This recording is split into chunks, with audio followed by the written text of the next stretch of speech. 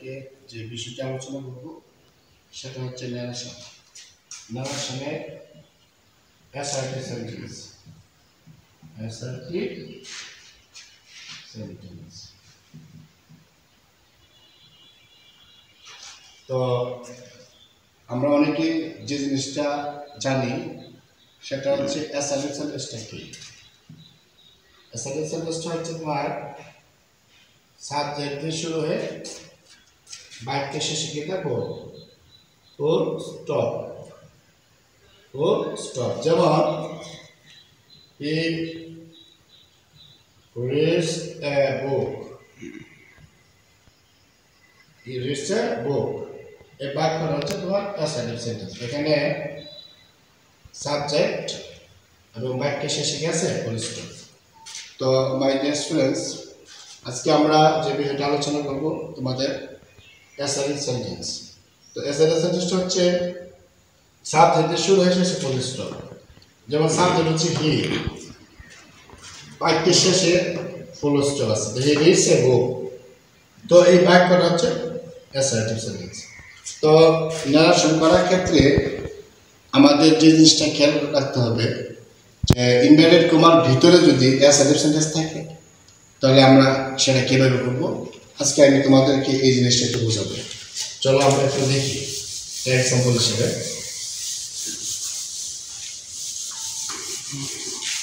যেমন আমরা লিখতে পারি he said I a rice. তো এই বাক্যটা হচ্ছে তোমার অ্যাসার্টিভ। বাক্যটা হচ্ছে অ্যাসার্টিভ সেন্টেন্স। প্রিয় শিক্ষার্থীরা, আমরা অবশ্যই যে জিনিসটা বুঝতে পারছি, he said I ate rice. এখানে সাবজেক্ট বাক্যের শেষে ফুল স্টপ। তো এই বাক্যটা হচ্ছে কি অ্যাসার্টিভ। তো ইনভার্টেড কমার ভিতরে যদি অ্যাসার্টিভ সেন্টেন্স থাকে আর সেই ক্ষেত্রে যদি আরবি রিপোর্টিং ভার্ব, সেটা হচ্ছে রিপোর্টিং ভার্ব। আর ইনভার্টেড কমার ভিতরে যে অংশটা আছে সেটা হচ্ছে রিপোর্টেড স্পিচ।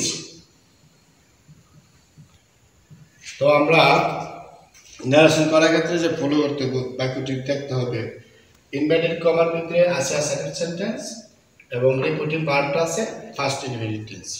সেক্ষেত্রে কি নাই, অবজেক্ট নাই।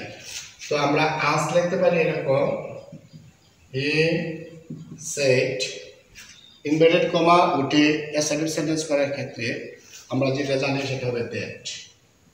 তো আমরা বলতে পারি he said that. Inverted comma উঠে অ্যাসার্টিভ সেন্টেন্স করার ক্ষেত্রে তোমাদের যে জিনিসটা খেয়াল রাখতে হবে সেটা হচ্ছে ইনভার্টেড কমা উঠে দ্যাট বসে। এবং আমরা যেটা বুঝি যে ফার্স্ট পারসন সাবজেক্ট ইনভার্টেড কমার ভিতরে যদি ফার্স্ট পারসন থাকে তাহলে রিপোর্টিং ভার্বের সাবজেক্টকে অনুসরণ করতে হবে।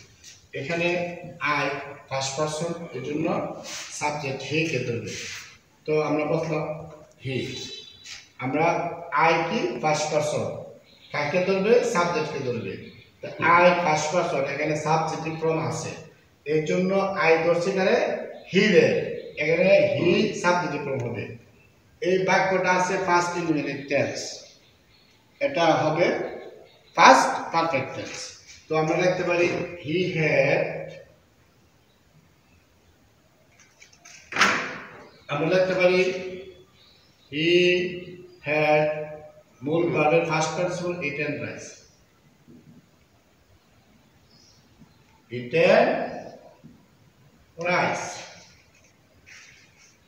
তো প্রিয় শিক্ষার্থীরা, আমরা আরেকটু বুঝি, he said I ate rice. সেক্ষেত্রে যে কাজটা করতে হবে, আমরা সেটা চেঞ্জ করতে গেলে যে আই ফার্স্ট পারসন ধরছে সাবজেক্টকে, আমরা লিখতে পারছি হি, এই বাক্যটা আছে ফার্স্ট ইনডিফিনিট টেন্স, এর জন্য হবে ফার্স্ট পারফেক্ট টেন্স। তো আজকে তোমাদের আমি এই সংক্ষিপ্ত ক্লাস দিলাম। আমার ক্লাসগুলো যদি তোমাদের ভালো লাগে আমার অবশ্যই ইউটিউব চ্যানেলে আমি তোমাদেরকে অ্যাড্রেস দিয়ে দেবো, সেটা এই চ্যানেলে অনুসরণ করবো। ধন্যবাদ সবাইকে।